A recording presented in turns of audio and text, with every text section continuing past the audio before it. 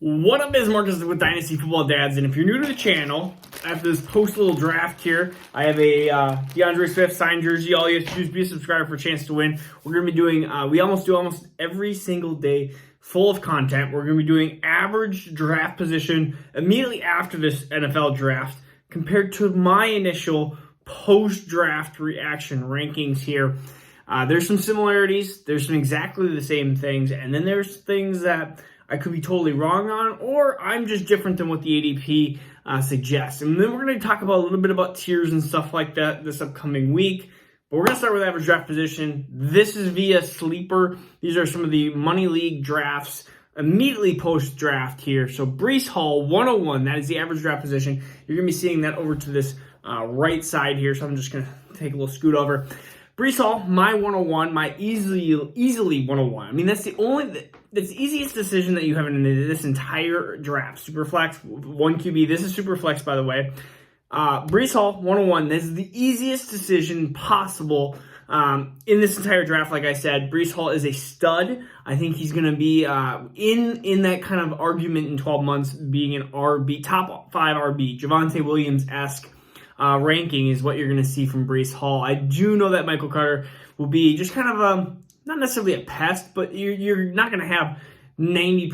You're not going to have a Najee Harris snap count as you did with like Breece Hall here. But it is what it is. Number 2 is Kenneth Walker. I'm surprised. Average draft position of 3.1. So you're going to have some people that are going to do Kenneth Walker. You're going to have some people that do Drake London. I've seen Kenneth Walker go all the way from 2, and I've seen him go all the way to 9, which is crazy. Which, of course, that's going to hurt some of that 3.1 there. But Kenneth Walker is my 102 here. He goes to Seattle, 41st pick. I just really feel like that's a great spot for a team that likes to run first. It doesn't really utilize their pass-catching backs a ton. I mean, Chris Carson was primarily just the run-it-down-your-throat type of running back, and I think Kenneth Walker will be an excellent running back in that scheme there that Pete Carroll has. And then 103 here. So this is where we're going to have some differentiation here. I've told you that tier 1 of wide receivers are London, Burks, and Wilson. But you have to figure out what order you would like that. And my order is Burks, Wilson, and London.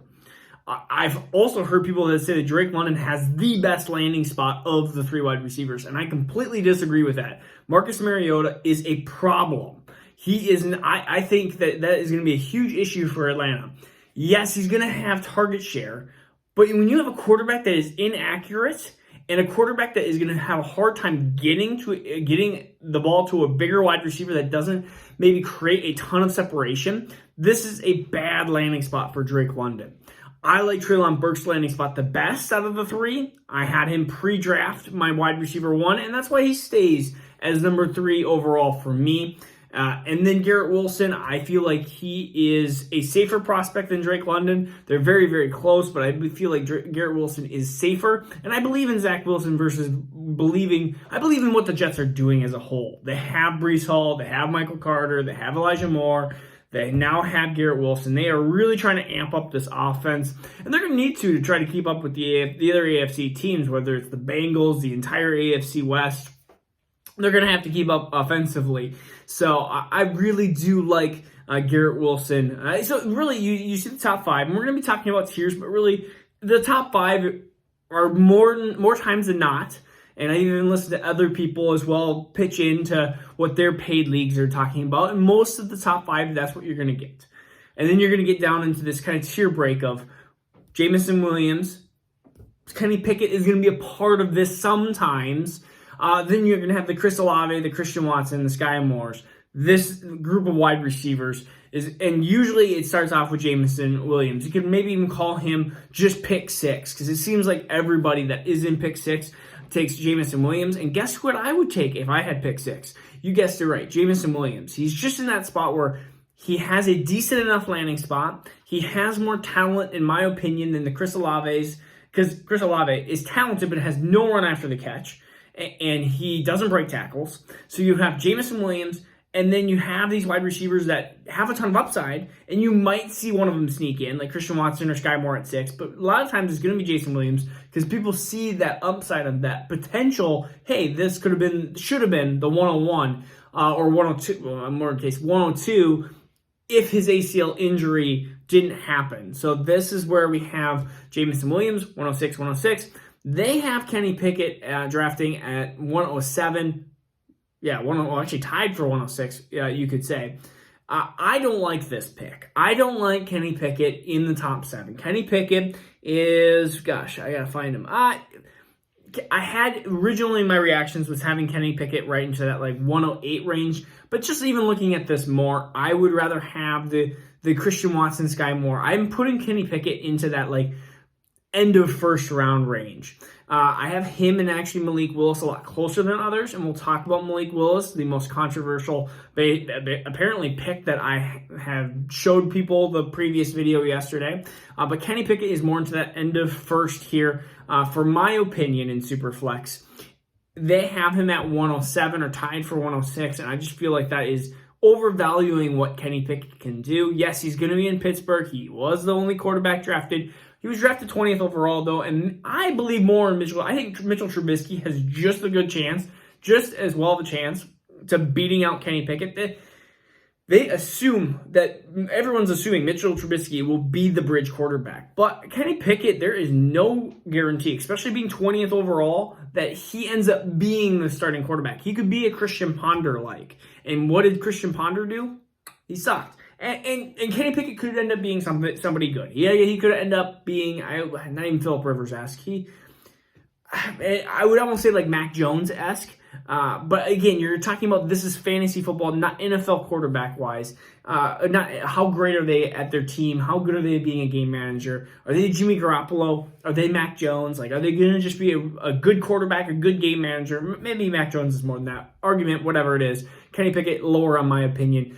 Chris Olave, Christian Watson, Sky Moore. That's the order they have it. They have actually a pretty big gap. Chris Olave, then Christian Watson, Sky Moore. And my order is Christian Watson, Chris Olave, and Sky Moore. And I told you guys yesterday that I was really tempted to put Sky Moore in a perfect landing spot over Chris Olave.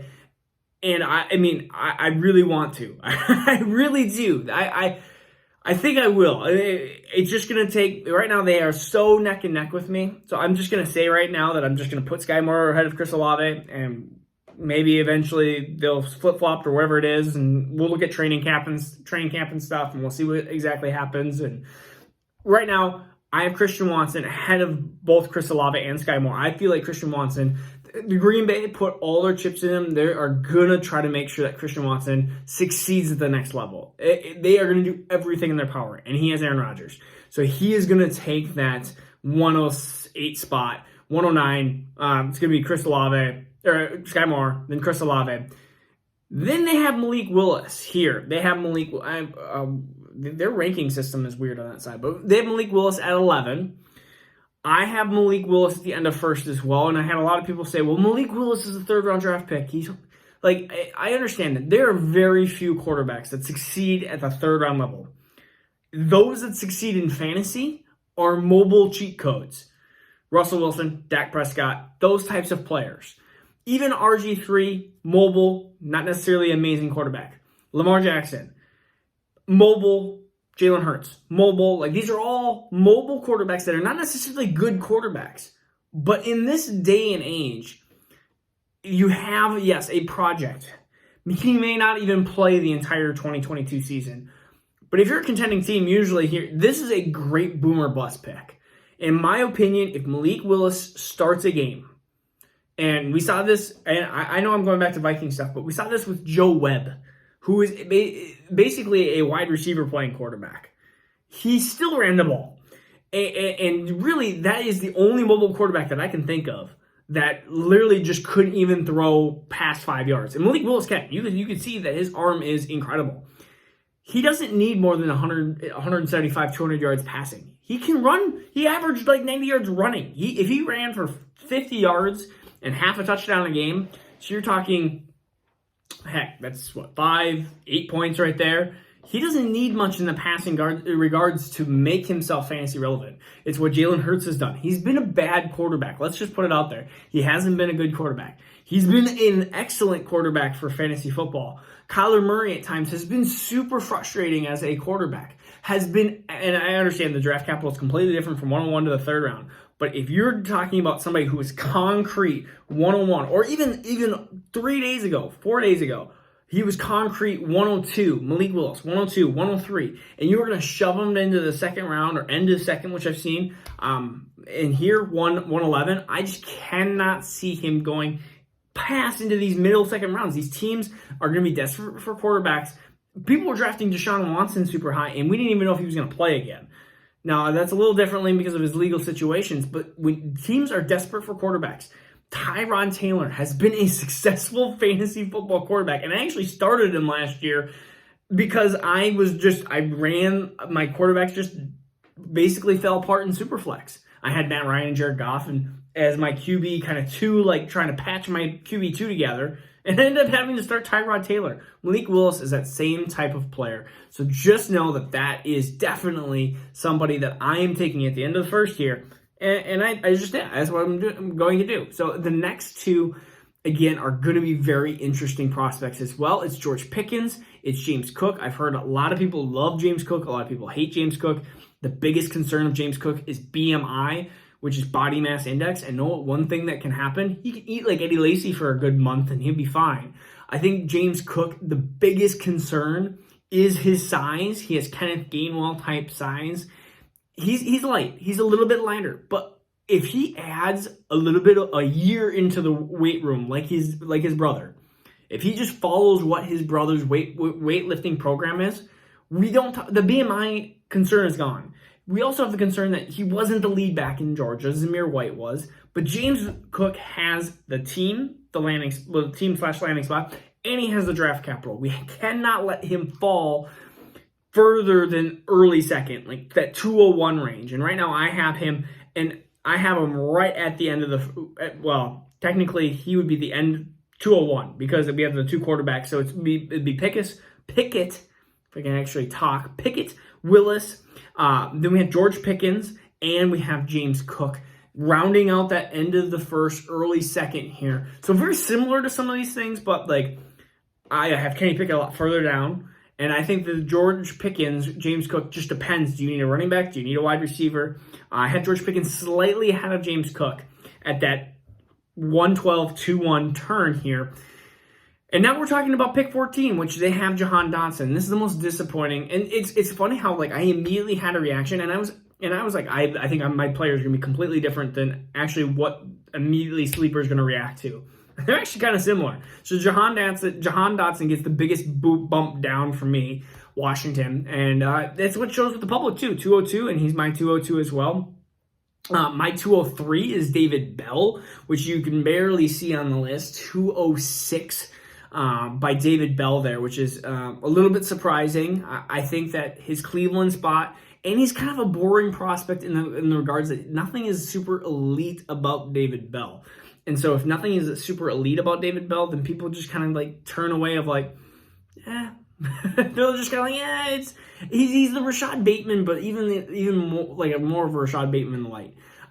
So they have Isaiah Spiller, 4th round running back. I love Isaiah Spiller. I really do. And he has the Kenneth Gainwell bump down for me because just with the situation of him being drafted, not in the first 3 rounds. And when you get not drafted in the first 3 rounds, your success rate goes down a ton. And yes, he may get some carries in here, but Austin Eckler is the RB1 on that team. Yes, Isaiah Spiller will have some successful times, I believe, because Austin Eckler always seems to get hurt at periods of times. But again, Isaiah Spiller is going to have he's going to have the Khalil Herbert approach. Like, he's going to be really good when he's in, and then he's just going to move back into the backup relevancy when David Montgomery, when he is there, he's the man. Austin Eckler, he's there, he's the man. Until Austin Eckler's not there, then Isaiah Spiller is really just going to kind of be in that backup role. So Isaiah Spiller, I'm a couple spots lower there, and Desmond Ridder, I almost said Ryder, Desmond Ridder and Matt Corral, I'm also further down on as well. And that's just strictly because of upside. And for Matt Corral, I don't think he should be drafted in the top 18 picks. My computer's freaking out at me. I'm just trying to see who's left. Whoa. Come on, computer. Number 21, or 20 is Damien Pierce. Again, another running back, not in the top 3 rounds. Way down. Don't care. Like, him and Kyron Williams, and these running backs I am just shoving at the end of the second, early third. I don't want to hear about them because, oh, they could be talented. How many running backs do we hear? There are ones it's blue moon. It is the Aaron Jones, it's the Elijah Mitchell, and maybe Damien Pierce could be something, but I'd rather still have John Mechie, Alec Pierce, Wando Robinson. Throw me a little Trey McBride in there as well. I'm taking one of those guys. And so I do have it, John Mechie. I have it, Alec Pierce. I do have Wando Robinson in that order. And then I have Trey McBride at the end of that round. So that's just a little bit of difference here. And so, Rachaad White. We didn't talk about Rachaad White. I missed him on here and I missed him on there. I do have Rachaad White behind David Bell and behind, I have him right ahead of Trey McBride there. So I have him a little bit further down. I understand he is a third round running back. It's hard to gauge him because he is a third down running back, but he's going to be a pass catcher. How long will Tom Brady be there? There's so many different questions and variables. At this point, I just feel safer with some of these wide receivers, but it is definitely an argument to say that I am probably too low on Rachaad White.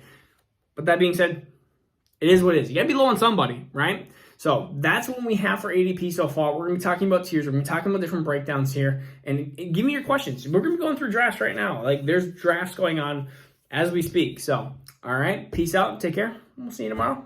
I'm glad you made it this far.